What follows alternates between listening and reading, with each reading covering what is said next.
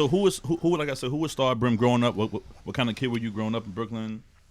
What kind of kid was I? What were you into? You know, you're a bad kid. You're a good kid. Into sports. I was a bad kid. Bad kid. Yeah. Bad kid meaning what? Like, you know, I was gangbanging at a young age. I went through a lot of different things with my mom, her being, you know, an alcoholic and beating on me. I turned to being in the streets. I went to, like, you know, being young, I thought it was me, I guess. Like, you know, like, why is she hitting on me? I didn't realize that my mom, you know, got touched when she was younger and, you know, went through her own trials and tribulations. I didn't find that out till last year, actually, when I went to jail. That's when I found out everything that she went through to turn her into drinking. So, you know, I was just in the streets at 12, fighting. I went to a lot of schools. But I don't feel like I was like a bad kid because I got good grades, but I fought a lot. So you feel like you were fighting because of what was going on in the household, or you being yeah, bullied like in I school? felt no, I wasn't being bullied. I just felt like I couldn't be my mother, so I just wanted to fight everybody else. Like, you know, I was just so angry as a young age because I'm getting my ass beat from like 4 or 5 years old. You know, ribs broken, feet broken, busted lips. Like, you understand, I'm going to school making up lies. I'm telling teachers and, you know, people, my friends, oh, like, what happened? And I got jumped when really my mother's beating my ass. Like, you know, so I was just angry. So I was just, you know, He was there. He was there? Yeah, but for some reason he don't remember. But he was definitely there. But I have like a gap in sisters. So my oldest sister is 38. I'm 28. So we're 10 years apart. So when I was 10, she was 20 and out the house already. So I didn't realize until before going to prison that she got beat too. I didn't know that because I didn't see her get beat. She was so much, you know, so when she got the chance to up and dip at 16, she up and dipped. My other sister up and dipped at 18. They're 10 years older than me. They're so old that I don't even remember living in the same house with them. Like, I don't remember them ever growing up with me. Only me and my little sister. And I became so protective of her. Like, anytime my mom would try to hit her, I would, like, you know, jump on her, get the hits for her and stuff like that. So my little sister never experienced it. Like, actually getting physically hit. Wow.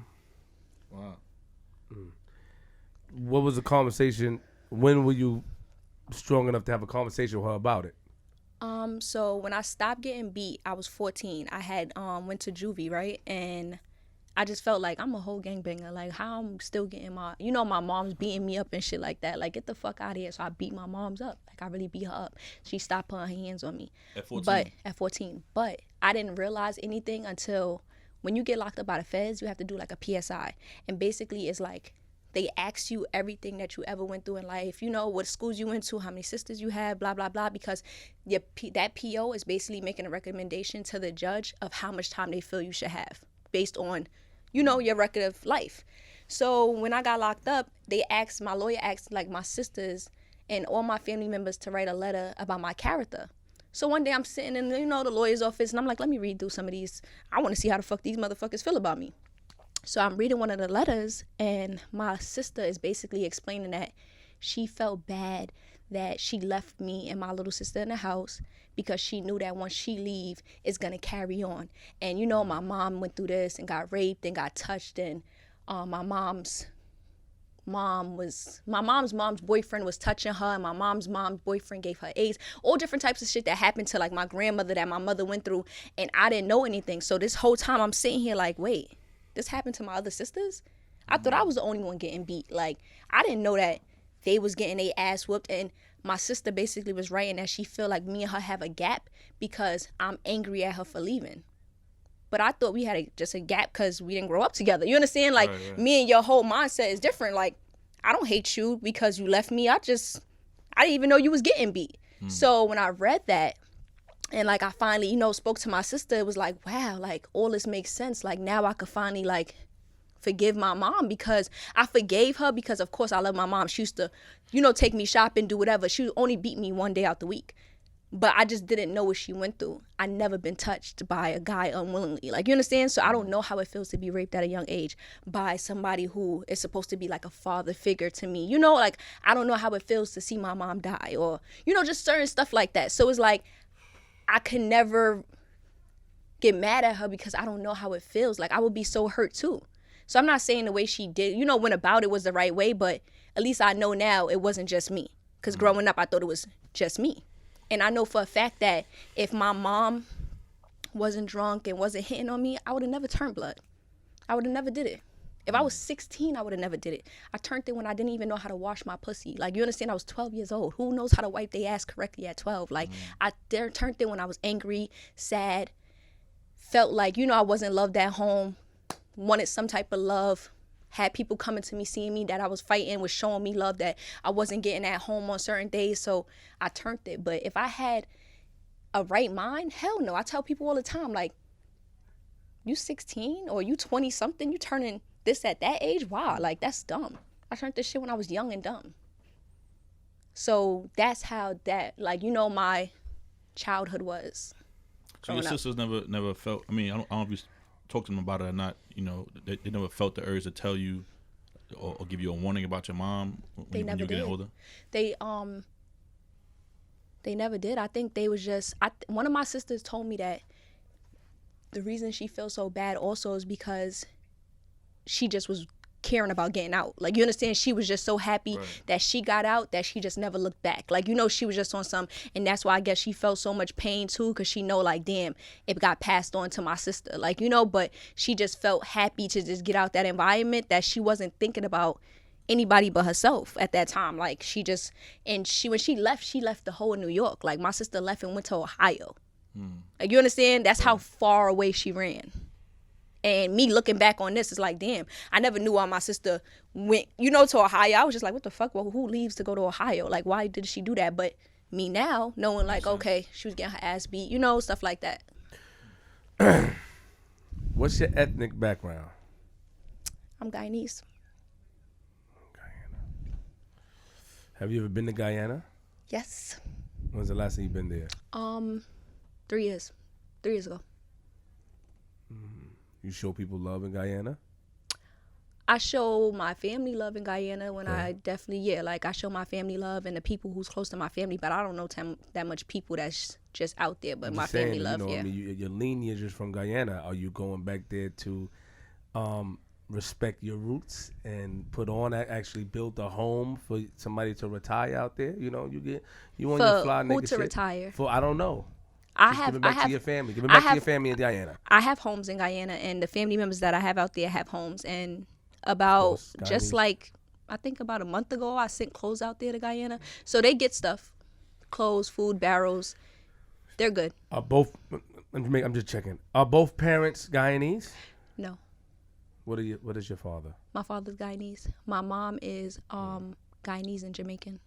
Okay, and your father does not remember witnessing this. He was in the household with you? Like, yeah, he was in the household, but I feel like after a point in time, my father just was like giving up, and he was like, he felt less of a man, Like, I feel like my dad don't want to admit that he was there to me, but I know you was there, my nigga, I seen you. Like, you understand? Like, fuck is you talking about? But I feel like he doesn't want to admit it because it's going to make him feel like less of a man. My father's real prideful because he's so Guyanese. Like, he's so West Indian, and West Indian men is so prideful. So I feel like he doesn't want to admit to himself that he let certain things happen to his kid, So.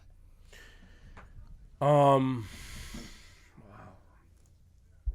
Do you think that he feel that you would not have, or his daughters may not have respect for him anymore due to the fact that he allowed this to go on under his watch? Was your mother the dominant one in the household? Because a lot of Caribbean men, they use their hands and they'll put a woman in their place.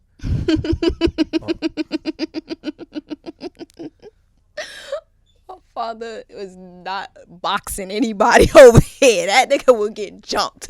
But fuck is you talking about? It's too many of us. But I don't know. I don't think that he's definitely more the dominant one, but my father's very big. My father is 6'6", wears size 18 in sneakers. He can't physically put his hand on. He can't. He's not gonna never hit me or hit us because he'll really hurt us. Got you. So even times when I would get mad or curse him out when I was young, he'd send my mom beat her, like whip her or something like that, like because he's not gonna never touch us. He's too big. You didn't have any brothers? No. Okay. I have 4 sisters. 2 of them is not by my dad. Only me and my little sister is from my father. The other 2, that's older, they're not from my father. So when you had a conversation with your mom about this alleged abuse, well, it's not alleged, you said it happened. I didn't have a conversation. When I came home, I was in halfway house, and it was the first time her and my sister was able to see me from the halfway house, and I told her I forgive her. And I just told her, like, I know everything. Like, I know that, you was touched. I know everything. I know this. I know that. And she just broke down. She couldn't speak. She couldn't, like, talk. Like, she kept trying to talk. But I told her, like, I'm not mad at you. Like, if you think that I'm mad at you, I'm really not upset at you. Like, I don't want you to feel like, like I'm still mad at you, or I hate you, or I have any type of ill feelings towards you. And I don't want you to feel like you're a bad parent because I turned into the gang life. Because besides the gang life, for me, having fights, I still was always fly. I still went to the best vacations. I still had a good life. Like, like I never missed a meal. So my life isn't that bad compared to motherfuckers I know that can't eat. Like, you turned to the gang life, and you don't want to really talk about it, but you turned to the gang life because of, I guess, you didn't have the. When I was young, I didn't know why I turned to the gang life. Okay. When I went to jail and my lawyer started asking me, like, yo, like, you wasn't on welfare, you went to the best of schools, you did this, you did that, you have two parents that's together, why did you turn into the street? And then that's when I just started to think about it, like, why did I? Like, like, what made me? Like, I was it for so long, I didn't realize why I turned it. And then that's when I realized it must have been because of the situation at home, because that's the only thing. It was nothing. It was no other reason. And was it people your age that put you in the gang, or was guys older? They were older. Okay, R. Kelly vibes. They didn't fuck me, so it wasn't R. Kelly vibes. Do your research, boo boo.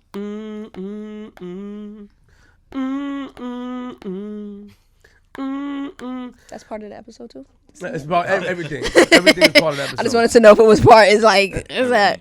Everything goes straight Is that something they do all the time? Like, the introduction and stuff, the cha-ching sign. No. Oh. Can you put your phone on silent? The buzz is distracting me. Oh well, get undistracted. It's on silent. The vibrate. You didn't hear nothing. All right, if I hear it again, it's gonna be a problem. All right, I hope that shit vibrate. Oh baby, I hope that shit vibrate. Text me. So all jokes aside, so it's like a situation where one of the older homies took you under the wing. It was looking out for you, and then one of the older homies was fucking with one of my homegirls, and she just kept telling him like how much I fight and stuff like that, and he really wanted that down because I was fighting everybody. So he just kept trying to get me, And I was just like, you know what, fuck it. Like, I grew up around a whole bunch of crip niggas anyway. I'm from Canarsie, so it was the ops. And I'm not staying on this subject because I gave my word to my team. But did they treat you good? Did they treat you good? Like was the whomever we're talking about, was there more of a family than your family? Some of them later on in life tried to rape me. You understand? Some when I got jumped wasn't there for me. Some got people to jump me because I wasn't fucking them or chilling around them because I never smoked or drank in my life. Of course, because my mom drank. So to this day, I still have never drank in my life. So because I wasn't smoking and chilling with them, they felt I was like cocky and shit. But it's like, what am I gonna do? Like, I don't want to chill with you. I don't smoke or drink. So a lot of that turned to, envy. Even like now that I'm older and I started scamming, since I didn't want to scam with them, it was like, envious. It was jealousy. But it's like, y'all lucky I didn't scam with y'all, because now my charge that I just went to prison with would have been a RICO charge, because it would have been all of us as a group scamming. Like, you understand, as a gang, basically. Like, instead of me just scamming by myself. So y'all lucky. Y'all stopped y'all from going to jail, motherfuckers. Like, could have been all of us going down. So when you say try to rape you, what the word try is so let me finish. The word try is a very difficult word. So when you say try to rape me, that means were you in a position where it almost happened and you got away? So I was in a house, and that's a house where, all the blood niggas chill. And one of the niggas who basically was one of the top niggas at the time, because he, fed all the rest of them, got them weed and shit like that. He basically like kept trying to kiss on me, and I was pushing him off. He got tight. He was drunk. This is something that I knew him for years. You understand? And he's never tried anything like this. He's never came on to me. He's never flirted with me. It was just all something new. So I'm just like, what the fuck? He's, kissing on me. I'm pushing him off. He's really drunk, and he's really big at the time. He rips my pants because that's when Robin jeans was out. So he rips the button of my pants. He rips my t-shirt. Now we're fighting in the room. So now I run outside, and now he's beating my ass outside. But what hurt me the most wasn't him beating his ass. It's the simple fact that all y'all niggas is standing there watching him. It's like 14, 15. Y'all really watching him beat me up. And what hurt me the most is my mom and my father know I was blood. So for me to go home now, I have to make up a lie because I can't tell them the same niggas, you feel me, I trust my life with, the same niggas I'm chilling with, just fucking beat me up, black eye, busted lip. Like, you understand? And I'm fighting back, but he's a nigga. Like, you feel me? So he fucking me up.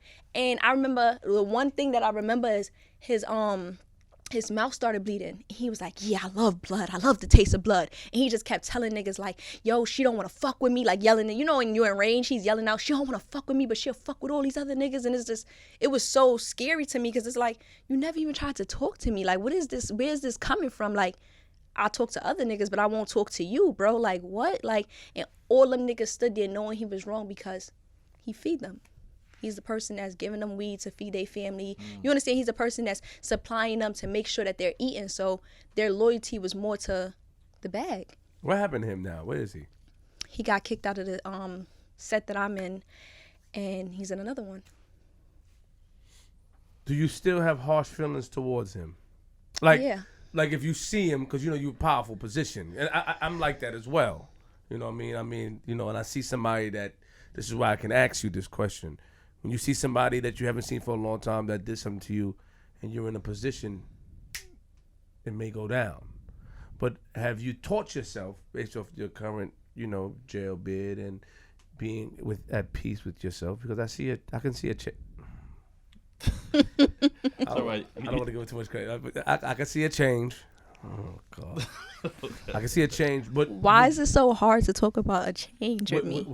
Would you be able to forgive him, or you feel like he violated? That's an important question. Like, that's something that I shouldn't answer. Respect. Yeah, I know. I know the answer. Well, my opinion is, you'll figure it out. But I never forgive anything that serious. So he beat you down, bust your lip. You were hurt bad. Were you hurt? I was more emotionally hurt. I'm still emotionally hurt. Like, it wasn't the fighting thing. Like, I get jumped all the time. I didn't give a fuck about something like that. It was a simple fact that it's like, damn, my nigga, like, I was willing to lay down my life for you. Like, you feel me? I was willing to, like, really lay down my life. I was willing to sit up for you. Like, I was willing to sit up for gang, nigga. So for you to put your hands on me to the point because I don't want to fuck with you, like, are you kidding me?